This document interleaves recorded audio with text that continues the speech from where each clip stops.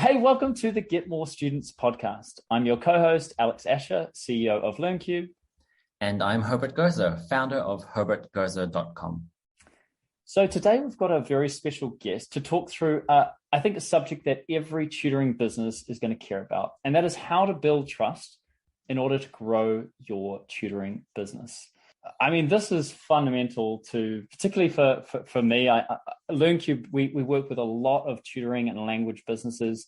And actually, this is one area that I think a lot of people struggle with. And if they don't do a good job of building trust, particularly through their website, through their social media, through all of their channels, they find it just much, much harder to sell their service and grow their business. And in the end, when you're growing your business, you're also growing your impact in the world, which is what we want to see. And Herbert, I know that this is what you do, and particularly your work in Facebook advertising. Absolutely. Running ad campaigns for education businesses, one of the cornerstones is building trust with their target audience. And you can only do that if you, have a library of assets that you can use. And I'm very much looking forward to hearing some insights about how we can leverage trust, to enroll and register more students.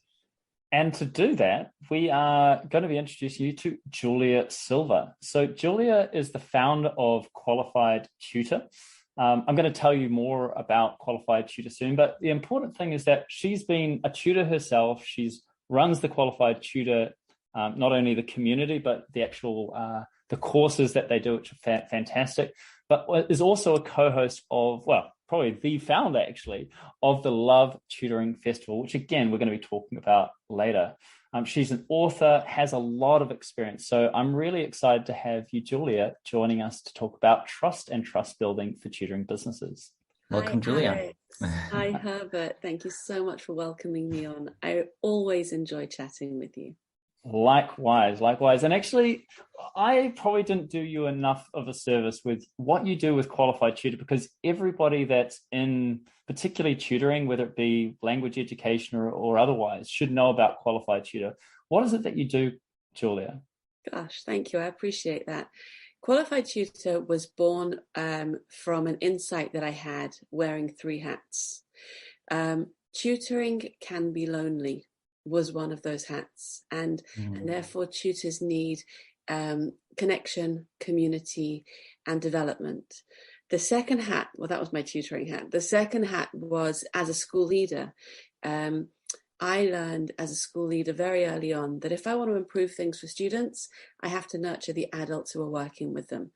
The people need developing, and tutors need professional development.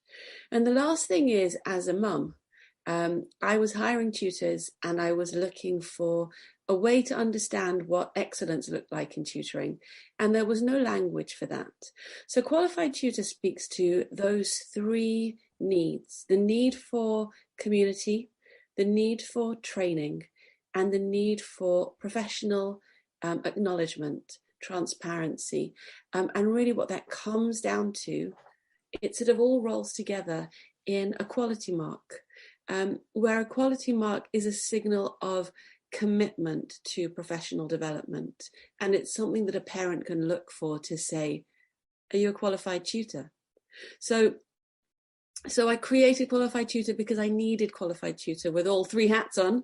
And here we are 2 years later. We have more than 2,000 members in our community, active, engaged members. We train tutors every day, every month. We've trained nearly 1,000 tutors now. We have 2 different courses, accreditations, and the big event. Exactly. Fantastic. So all of those things come together in the Love Tutoring Festival. Alex, what happened was that we were running our podcast we've just done our 95th episode. And Ludo, our podcast host, and I said, we've been speaking to these amazing people. Let's bring them all together in a room and let's let other people get close. So the Love Tutoring Festival is not a conference, it's a festival, because we want everybody to bring their voices, and it's going to be an amazing experience that we're happy to share with LearnCube. Great. So I think you can tell by just listening to what Julia is doing, from being a tutor, qualified tutor, and also the Love Tutoring Festival, that She knows a lot about trust building, and actually having to build your own brand. Like that's also a huge achievement. And also, I think hopefully as a listener, you're seeing that, there are ways that even using things like Qualified Tutor as that kind of signal to, hey, you can trust me because I'm investing in myself and growing my skills. I think that's another really good tip of the hat to what we're going to be talking about today. And so to kind of create some structure for today, we're going to be really looking at why trust building is so important. We're going to be looking at really how you can signal trust and build trust much, much faster. So not just simply building trust when you get on a potential call with somebody or with a parent or with any kind of customer, but how can you kind of educate people so that's no longer a doubt they have whenever they meet with you. And then we'll tidy that up with some really good techniques and tips for you to implement either in your website or in your social media channels, or how you manage your sales process. And we'll finish that all up nice and tightly. So without further ado, let's talk about why is it so important to build trust.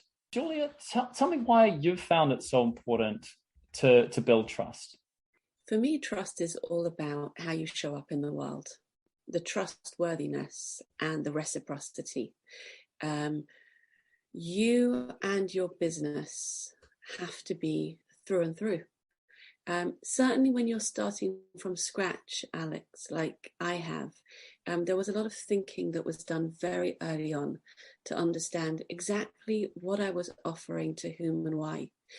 And I think because of that time that I spent really digging deep into the thinking and the language behind Qualified Tutor very early on, it comes across as a very coherent prospect, a very understandable idea.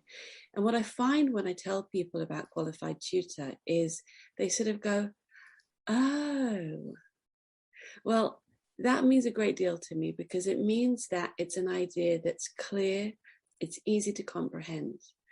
So that's the first thing about trust. It doesn't confuse people. It makes you feel like you understand what you'd be buying.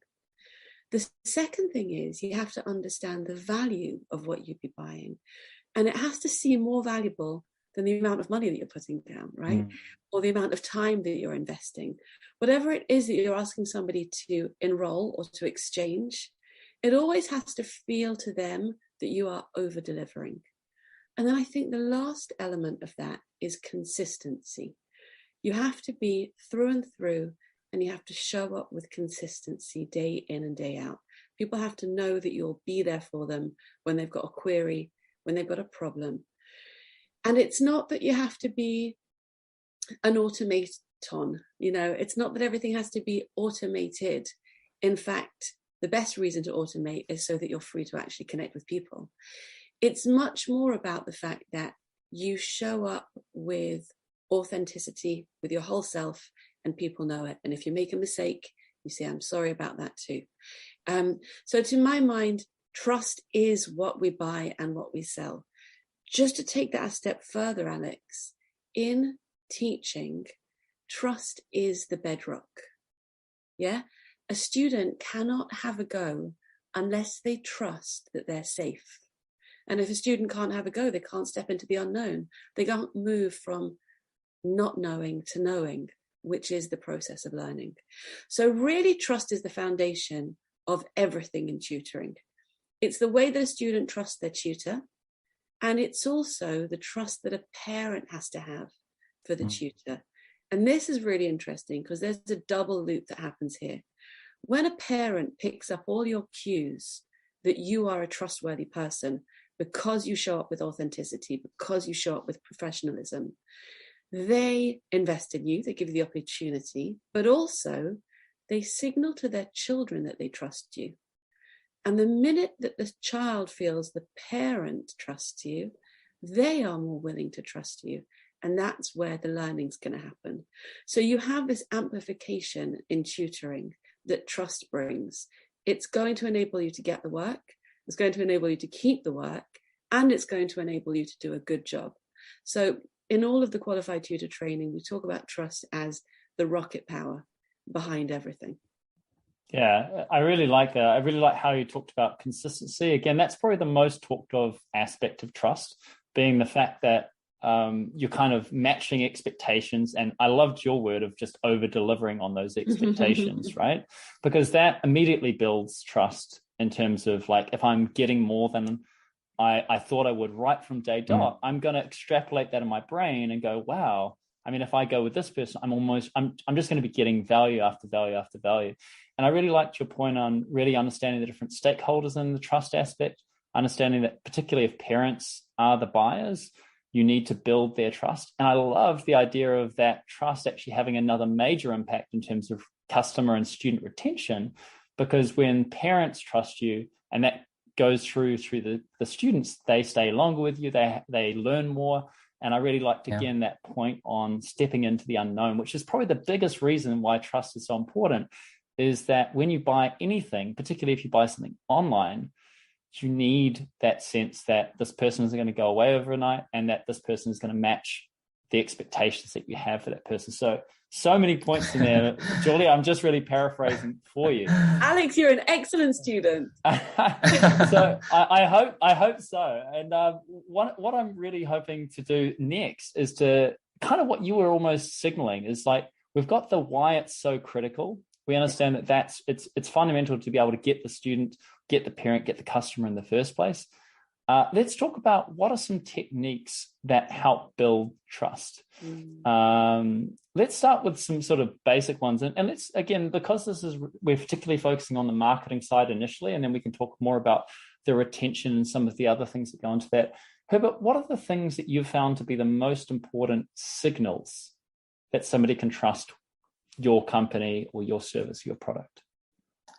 By being very transparent. I know a lot of websites use generic testimonials, or it feels like they use generic testimonials. For example, maybe they're a couple of sentences long and it's just a small photo of the person who gave the testimonial. Really good techniques is having an established, for example, Google My Business page where people can leave Google reviews and it's open to the marketplace. And they're mostly verified reviews, whether that be Google or Trustpilot or your Facebook page. Having a review platform that is easily accessible to your target group is a really good way of having transparency in this whole process. Great. So we're going to dig into testimonials and reviews. I think that deserves a bit more comments. But again, let's try and get some of the main ideas in the open first, and then we can dig into them. Julia, what are some of the other tools and techniques you have for building trust, particularly as it relates to tutoring and language education? So the thing that I'm really excited about is our quality mark. Yeah. The quality mark, the way that we share it is, it's a very dynamic thing, because as you pointed to earlier on, what we're signaling is an ongoing commitment to being the best tutor you can be. And so what we have is a whole collection of digital credentials. And those start with a quality mark, a membership card. So when you enroll in your first training course with Qualified Tutor, you get a membership card. And that is digital, shareable, verifiable. And when somebody clicks through, it says this person is committed to their professional development as a tutor. Then when you complete your first unit, your second unit, you start collecting badges that say exactly what CPD accreditation you've just earned. And those will compile, they'll stack to create certificates. As you complete more and more units, you'll start earning Qualified Tutor accredited certificates, either CPD accredited or Ofqual accredited.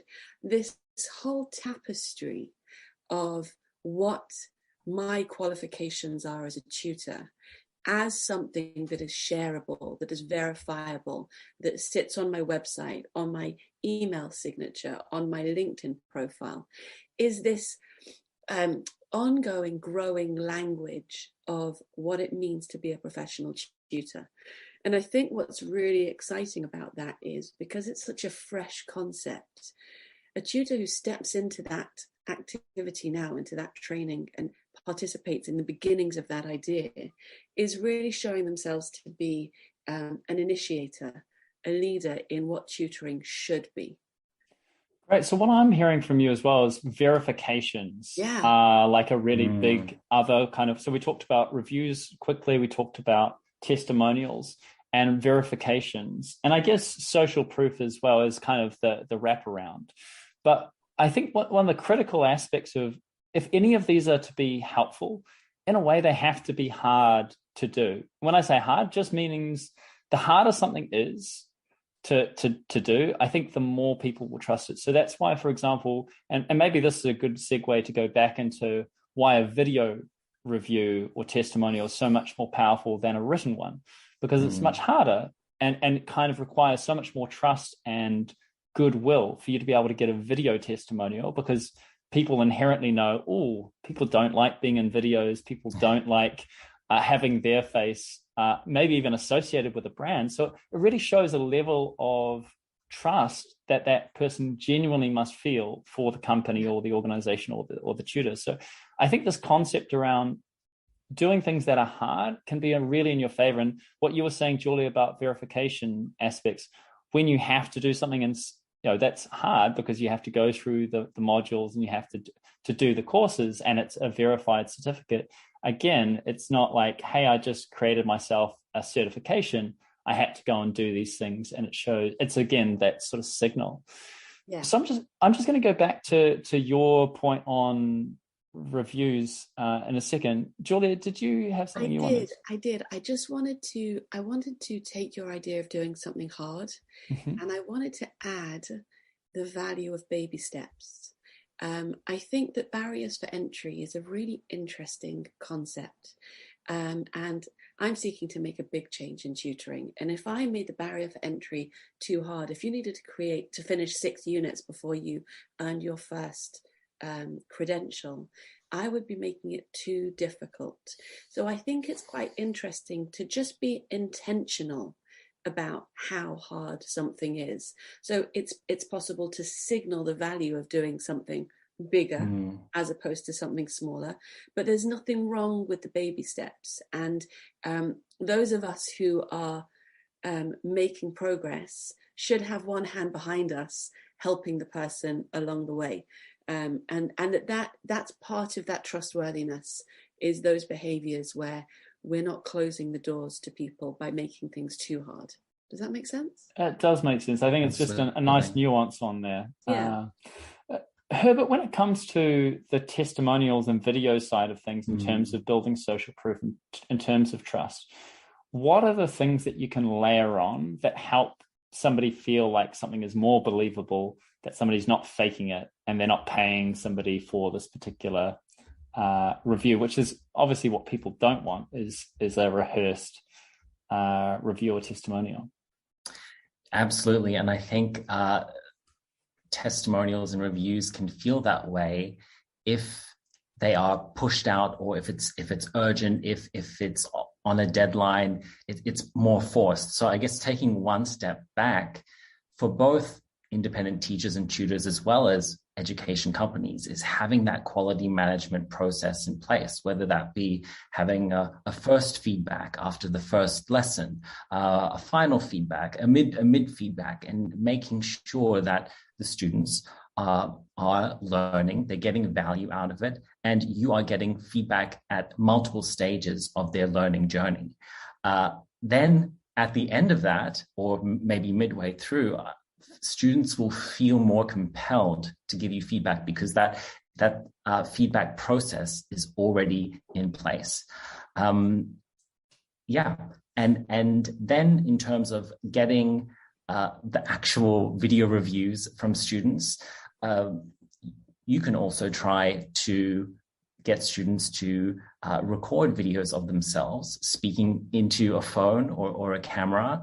But some of the most effective testimonials have actually been interviews with students, teachers with students, or possibly the head of academics with students, talking about their experience, where they were before, what their journey was like when they were learning, the community, the other students, the extracurricular activities, and then what is it like now for them after they've completed their course or their tutoring lessons, and what goals have they achieved. And I think that format is less intimidating for students, this interview format, than instructing students, hey, could you please send me a 30-second video of you telling us about how your course was.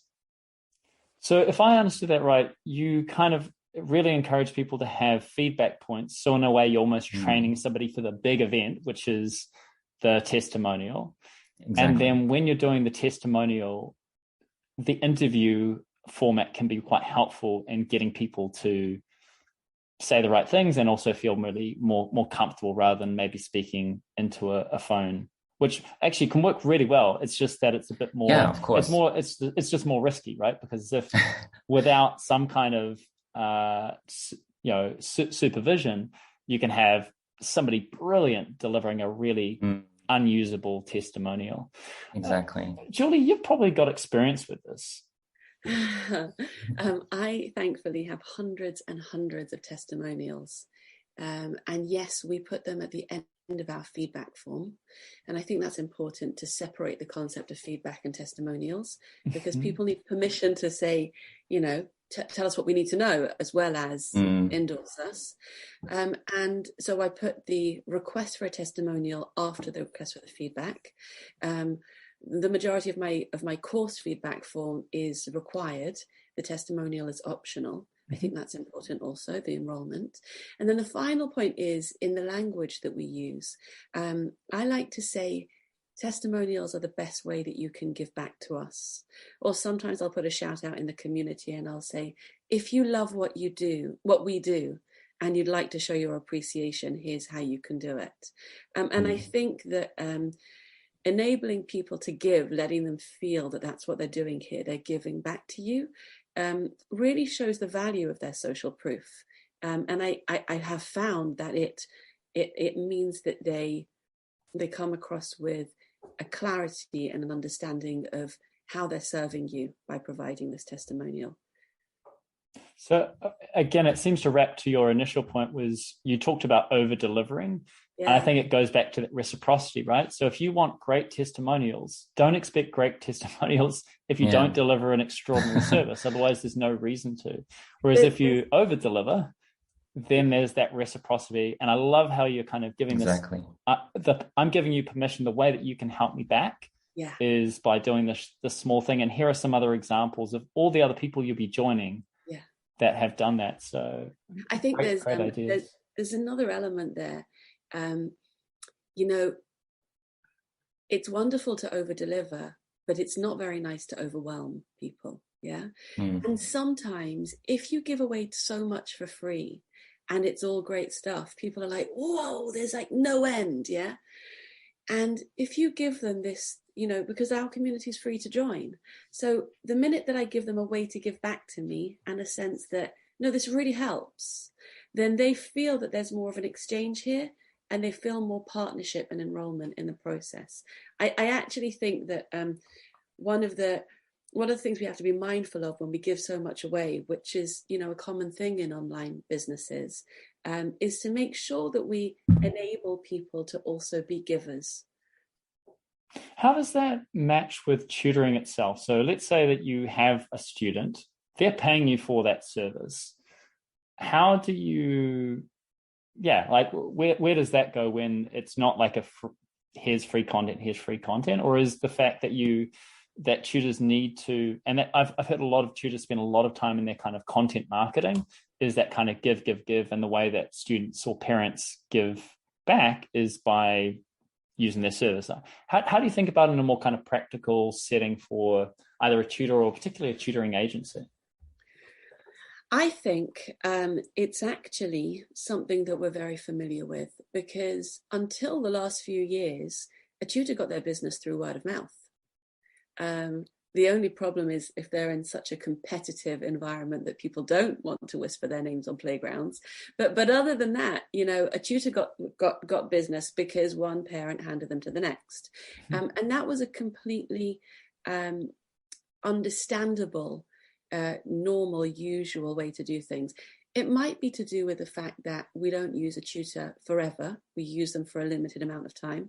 It might be that we want the tutor to still be in business when the next child's coming up.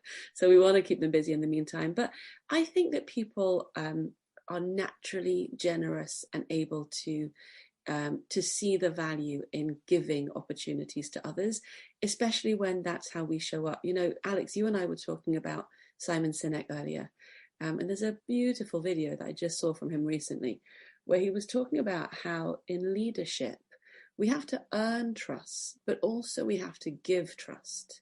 And there's a gift of, I trust you, that we can give to our students and to their parents. I trust you to endorse me. I trust you to respect me. I trust you to engage in this process as a learner and as a client. And why should we, you know, marketing is it's not a hose pipe. You know, we're not supposed to market at people. We're supposed to build relationship. I really like that. I'm going to move that sort of beyond the tutor, like let's say an independent tutor. How can we use what we've talked about now at like a tutoring agency or a language school level? Like, how can we do it at an organizational level of signaling trust? How do you do that? Because again, you're not going to be pushing how you as a person are trustworthy. You're going to have to show that the organization is. What are your tips and tricks? I would say, you know, one part of it is also to focus on the systems you have in place to make sure that your teachers, your tutors, as well as the students are satisfied, that you are always concerned about student satisfaction, and you have steps and processes if something goes wrong, as well as how you are nurturing your tutors. You know, happy tutors, happy teachers, happy life, right? So selling and marketing your systems and your processes for education companies and tutoring organizations would have to be one of the top ways of selling trust. So clients and buyers know that they're investing into a structure that has all of their concerns kind of ticked off.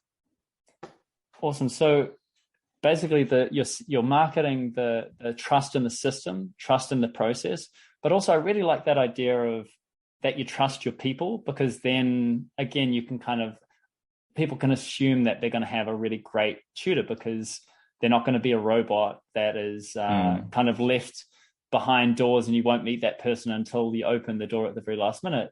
I think actually you've probably got some great examples as well, Julia, but where you're really pushing the tutors themselves that are happy, and you're kind of promoting their own development and their own, you know, happiness, I guess.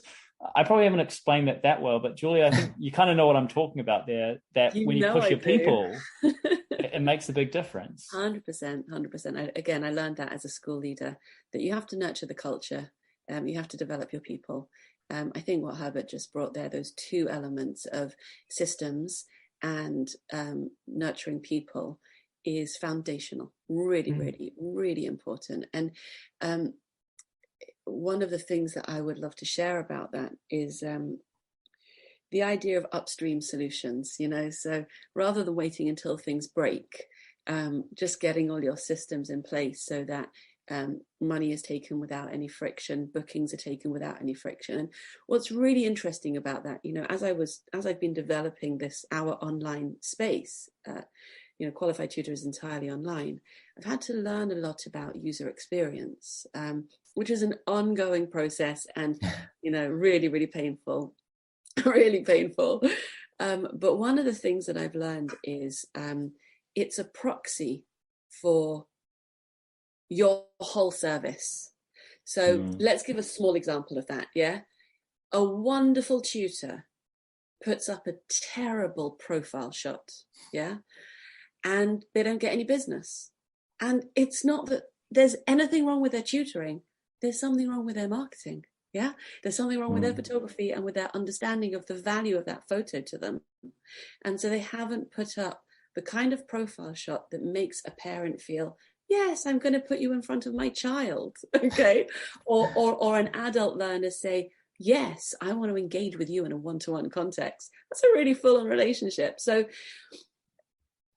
an educator now has to have this extra element of understanding how to show up in the world. And it would seem like it's a separate discipline, but honestly it's not, because, well, firstly, it's basic interpersonal skills, but we teach our children about, not going out with ketchup on their face, yeah, well, we try. But there's also that thing of, I stand in a classroom and I understand how my demeanor affects the way the children expect this session to go. Yeah. So in the same way, a tutor or a tutoring agency has to understand that their demeanor, their systems, their commitment to their people is going to enable them. It's interesting because it's a proxy, but it has a direct knock-on effect to the efficacy of the teaching and learning. It's a really interesting relationship. Mm. I thought that was great because, again, sort of what we talked about at the very beginning is this transparency and coherency, right? So for somebody to even walk in the door, they need to feel that person is, I like your wording around that, Julia, which is how they show up in the world. They got to like that. And then when they actually meet the person, that person needs to basically match again that same expectation of how they show up in the world. So I think that was a great way of sort of closing up how important it is that every single part of your website, your process, your systems, your support, all of that needs to be coherent and match what you're trying to put out there in the world. So a great finishing point there, Julia. Now, Julia, we're going to finish up this podcast with just learning a little bit about the Love Tutoring Festival, which is coming up. LearnCube is sponsoring this. We're really excited. And a big part of that is because it really aligned with our vision, which is to improve the quality of online tutoring that's happening around the world. And the Love Tutoring Festival is a really great manifestation of community, of skills and learning, and of professional development. So again, from a LearnCube perspective, we're so happy to be a part of that. And you really want to hear from Julia about what are maybe just a couple of sentences about what they can expect and what are some of the success stories you saw come out of the last Love Tutoring Festival. Well, let's start with success stories. People still come to me and they tell me that the first Love Tutoring Festival changed their life.